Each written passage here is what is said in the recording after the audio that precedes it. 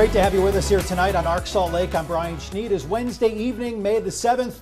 We moved our way out from Delta Center back into the studio for the show tonight, starting a new weekly segment, continuing it because we brought you a segment last week on Elisa Petrov, and we will bring you an update here shortly. It's called Utah's Missing. We'll take a deep dive into missing persons cases, and maybe with your help, we can get some answers for the loved ones who are still searching for them.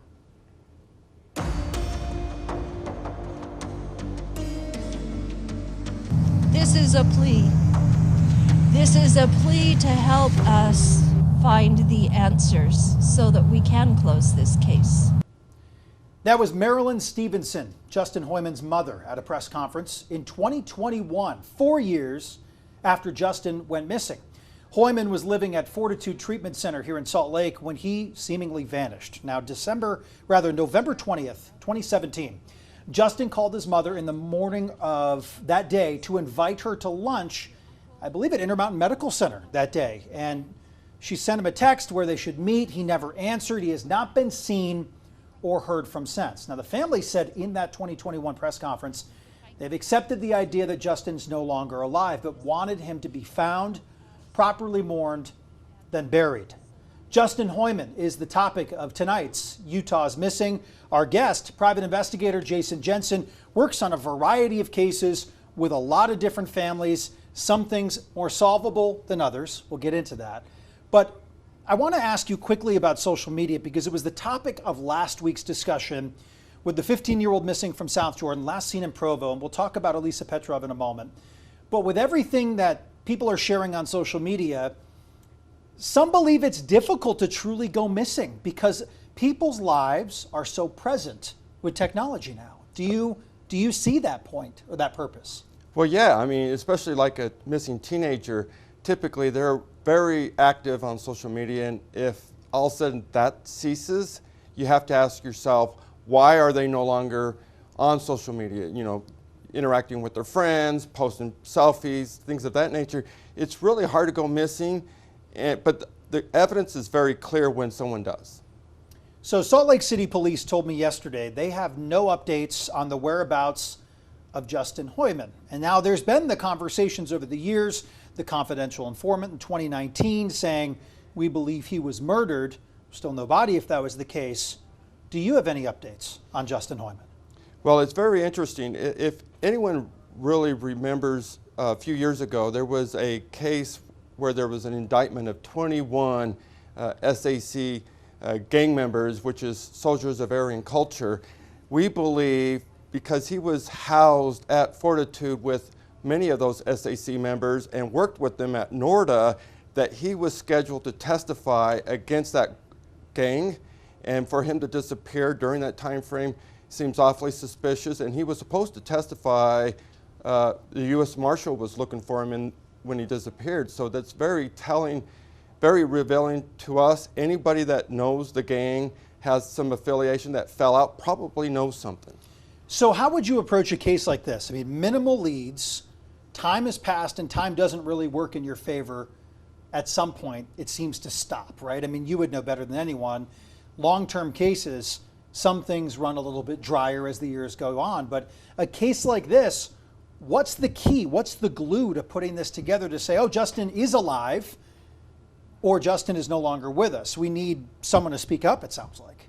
Right, definitely somebody knows, because you just don't leave a treatment center where you were leaving work that day and not show up to work. But, you know, there's a lot of suspicious nature about that. There was another resident at the place that had his phone a couple days later. It's like, how did he get the phone? And what is the story behind that? So for his phone to disappear separated from him seems a little odd. And it seems to be a very bright clue. Yeah, and this many years later, there's a lot of pieces that were out there early on in this thing. In your experience, how hard are these cases really hit as time goes on by the detectives working them?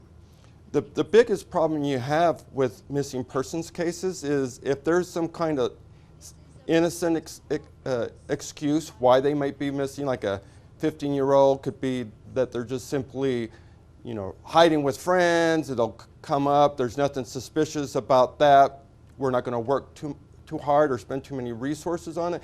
Or versus like an adult, you know, Justin was 27 years old. For him to disappear, well, you know, just because he's not accounted for by you doesn't mean that he's truly missing. It just means that he's not reporting to you where he's at.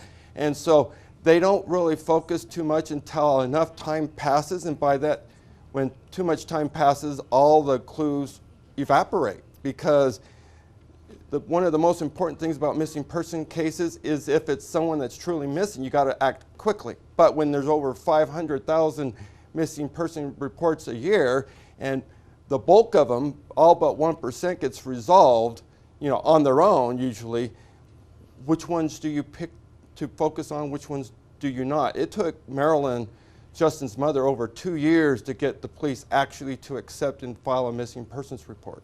Well, so on that point, what resources for people like the Hooiman family, when police seem to have exhausted all their efforts with the case, what else is out there as an opportunity to get the answers? Or is it solely on the family at those points? Yeah, usually if it falls back to just the family to do something about it, we encourage them to contact any nonprofit that specializes in missing persons. That's why us at the Cold Case Coalition, we opened the Missing Persons Coalition, which is a program of the Cold Case Coalition that we focus on missing persons cases, because one of the case types that we came across over the years of doing cold cases that we saw was the #1 most likely type of case to go cold was missing persons. So we opened up a program led by Marilyn Stevenson, Justin's mother. You know, she's the best person for the job because she can, for the purpose of services, she understands what missing family members need because she's one herself. And on that subject, before we leave you, what do families need that have folks that are missing? I mean, what do they need when the times are tough, when the answers aren't coming, when police may not return the call for another week? What sort of help do they need? The first thing that they really need to obtain is any digital footprints. If they know that they left with a phone, they're going to want to contact the carrier, do a preservation letter to freeze data from being lost so that's preserved for law enforcement when law enforcement does get involved. We have mechanisms and volunteers in place to help educate these family members so they know what to do in their time of need when it comes up. But definitely their digital detail, their activities, GPS data from the carrier, you know, about their phone, any bank information activity about credit cards or anything like that would be very helpful, because then that puts together a paper trail of their last activity and possibly even the last known whereabouts, where to look. Jason Jensen, we always have a lot to talk about, and we will do this again because there are more cases than we know what to do with, but also every case is different. Everything is nuanced. So thank you for coming in. Private investigator in the Cold Case Coalition, and if you need Jason, he is easy to find. Thanks for doing this. Thank you. So if you know Justin or have any information or believe that you have something that can help find him or know of his whereabouts, Salt Lake City Police still working this case, although no updates to share. 801-799-3000. So according to the Utah Department of Public Safety, at least 8,000 people in Utah are reported missing. And last week we highlighted 15-year-old Elisa Petrov, who went missing on April 21st and still has not been found. You can find the exclusive interview with her aunt on our YouTube page, also on our website, KUTV.com. The search is on. You can expect a new case covering Utah's missing each Wednesday night right here on Arc Salt Lake at 7 o'clock. Thank you. Oh, so, yeah. Missing persons. We don't want to leave with that. Wait for Jason's mic to go off here. Missing persons cases take a toll on families. It's something I know firsthand from 2 cases that we were hoping to share with you tonight with the intention of getting the word out. I spoke to these 2 families this week, both with different circumstances of the disappearance of their loved one, both families struggling with the unknown. Now, in one instance, a family had a loved one missing for about a week, this out of Davis County. That family member eventually communicated with their family, so we no longer needed to share the case. The other missing persons case had an extremely unfortunate outcome. The family Emotional when I spoke to them on Monday. Just hours later, they found out their family member was located deceased after they'd been reported missing for nearly a month. That was in the Salt Lake area. If you'd like to learn more about the case and the situation, I shared an update on my Facebook page yesterday. So these two cases from just the last 2 days highlights a real delicacy with these situations. These are not statistics. These are real people. They aren't clickbait. They are shared to inform and ultimately help families find who they're looking for. So it's important to realize that no two missing persons cases are the same. Each person who went missing has their own set of circumstances. It could be struggles, whether that be mental illness, the thoughts of suicide, or just needing to be alone. We've heard the whole gamut. Sometimes social media and communication with a complete stranger comes into play. Families often fear the worst, and sometimes those fears become reality as time goes on. And it serves as a reminder to check in on those around you. Notice the signs of change and offer your support. You never know what's going on in the minds and emotions of someone else, even those closest to you, your spouse, your child, your family and friends, even a coworker. So we'll continue to share Utah's Missing each Wednesday here on ARC Salt Lake in hopes of bringing answers and closure to families. It's a lofty goal, but we're up for the task. And as always, you can reach out directly to me if you have a case you would like to be featured. Coming up on ARC Salt Lake, the long-awaited name is here. Are you ready to get your tusks up?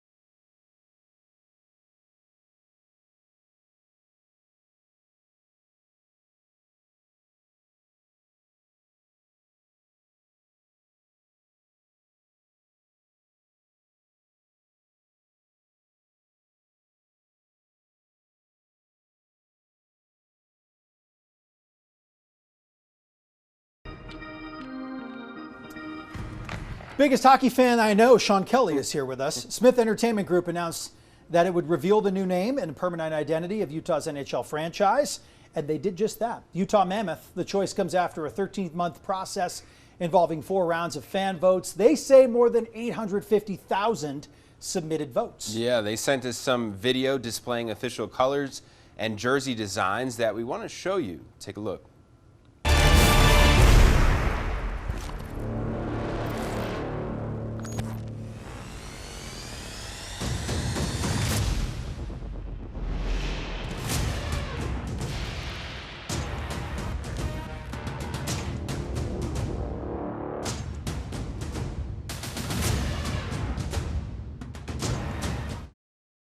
What do you think? I like the colors. I like the look. You dig it. So I was at the team store earlier today. Obviously, we were live with you at 5 o'clock and 6 o'clock. I walked in the team store. I'm sorry to say that, ready? Sorry, we were just going to break this out. Tusks up. Can you see that? Okay. Tusks up, the t-shirt that I really wanted to get. It's basically already sold out. That was the hottest thing going today. Tusks up. And the price? Do you know the price? I didn't check prices because they didn't have my size. Okay. Well, I looked for that could be a size problem. first, and then I figured I would justify later. I'm still watching this video. Oh, Pretty it's cool. awesome. They did such a great job. I love the color scheme. I've been behind the NHL movement the entire time because I love hockey. I think it's great for the state of Utah. We are a winter sports mecca. Why would you not want ice hockey at the highest level Right. here? Especially because we've got that thing called the Olympics coming back in 2034. I think it is. Short time away. We've had the Olympic gold game here before, the big deal, back in '02. So why not, set this as a precursor Right. for the biggest games that the world has their eyes on, with Salt Lake City as the hub of that with an NHL franchise. Right. I'm jealous of those who have the old jersey and are also getting the new jersey. Yes, so I currently, as you may know, I do have the original Utah Hockey Club jersey, and I think I will wear at that you. still. But I don't know if I'll get a new one right away. I will never Fancy. get a player jersey, by the way, because players get traded now more than they ever have. I'm not saying that Dylan Gunther's going anywhere. I've got no Yeah. insight. I'm just telling you, maybe wait to customize it or put your own name on the back. Kelly would look good back there, kind of like Keller, number 9, right? That's right. That'd be pretty cool. What would be the number you would choose? 00. 00 guy. I had a feeling you were a I double. think- I I had a feeling you're a 00 guy. Yeah. All right, let's get to your forecast here. I know, looking at just the future, it looks to be a beautiful, warm Yeah. week here in northern part of the state and then southern part of the state, getting hot. We're getting lucky. Yeah, this is pool weather here in the days ahead. I mean, Can't the sun wait. shines out. We've got golf weather here in the days ahead as well. Each and every day is looking great. Take advantage of it because it's not going to last forever. We're already keeping an eye on our next storm, which will impact us early next week. But for right now, it's all blue sunshine and mild conditions out there up and down the Wasatch Front. We're into the 60s and 70s here. Absolutely beautiful weather. And look at the trend, the difference from yesterday at this time. We're 10 to 16, even 20 degrees warmer from 24 hours ago. We're at 65 in Heber, 68 in Delta, 68 in Milford, 76 in St. George, 69 in Ogden. And you'll see we are dealing with dry conditions and much better weather here across the northern half of the state. Still a few showers up through the Uintas. Down southward, south of I-70 here, very spotty. In fact, it's improving south of the Moab area, heading towards Monticello, Blanding, and to the Panguitch, Escalante area. A few sprinkles down in Kanab through the next hour or so. But generally, as we head through tomorrow morning, everyone waking up to mainly sunny skies, warm weather, plenty of sunshine, beautiful weather, and then heading into the remainder of the forecast here in the days ahead. High pressure system is going to be doing its thing with plenty of sunshine and the warmest temperatures of the season so far. But as I mentioned, that's going to change. That pattern showing it breaking back down with the trough moving in, lower temperatures, and yes, more unsettled weather making a return into next week. So as we head into the overnight, 50s and 40s. Highs tomorrow, we're into the upper 70s. Plenty of sunshine across the area. 80s down towards the southwestern part of the state. And then heading into St. George, we're into the 80s and 90s. You'll see as we make our way into the weekend, it's going to be plenty hot, windy weather as we head into early next week. And then there's that cool down heading into Tuesday. We're back down into the 70s. Then along the Wasatch Front, we go from the 70s to the 80s, upper 80s to kick off the weekend. 86 for your Sunday. Monday, a little bit cooler, but overall Mother's Day weekend looking really nice. Just a few stray showers and some thunderstorms as we head into Sunday. Looks pretty good. Thank you, Sean. Coming up in Arc Salt Lake, the mystery of the Papal Conclave meets a kid's imagination, how one Catholic school is waiting for the white smoke.